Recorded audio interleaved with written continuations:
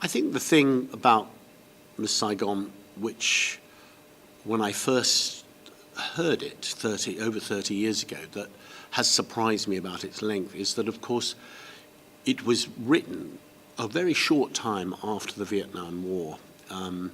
And indeed, Claude-Michel Schönberg, who had the idea of always wanting to do the Madame Butterfly story, was suddenly struck when he saw a picture of a Vietnamese mother handing over her child to a GI so that the child could have a life in America, you know, the ultimate sacrifice of any mother for her child.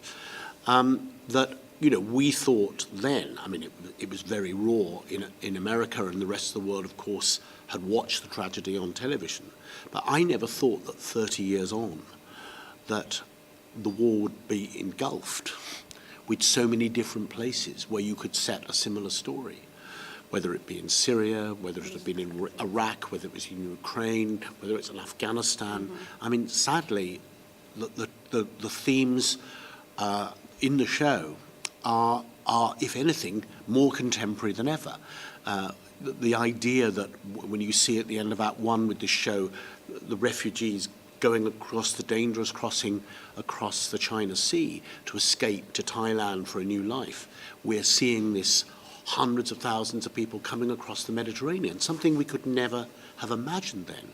We're seeing people in Venezuela, one of the richest countries in South America, mothers giving away their children, people having to turn to prostitution to keep body and soul alive.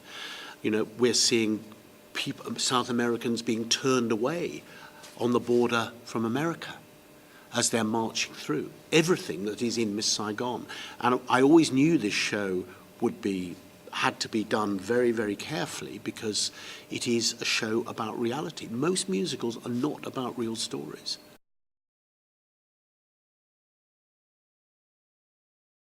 What I love always with Claude-Michel's music is that every bit of the show tells a story. I do think one of the most amazing pieces of music, that when we were trying out the original orchestration before we did it 30 years ago, we had a lot of things weren't right, but the one piece of music which was always right at the very beginning was the incredible overture. That overture, it takes you immediately, you know you're being sucked into a different world. And it hasn't changed one iota. And the other piece of music which didn't change was the extraordinary sequence of the evacuation and the flashback to how they were parted when the Americans took off and left Vietnam, leaving all the South Vietnamese stranded as the North Vietnamese invaded the city. And Claude-Michel did that for me. I made him redo it 3 times, and I remember the last time he'd done the little demo with him making all the sounds and banging away an electric piano.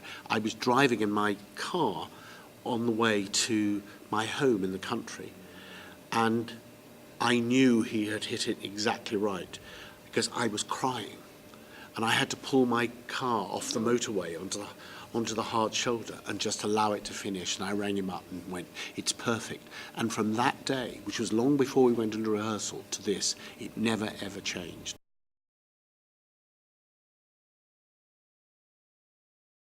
I think this show is unlike any other kind of show that they will ever see, and I don't think many shows as spectacular as this have ever come to Switzerland.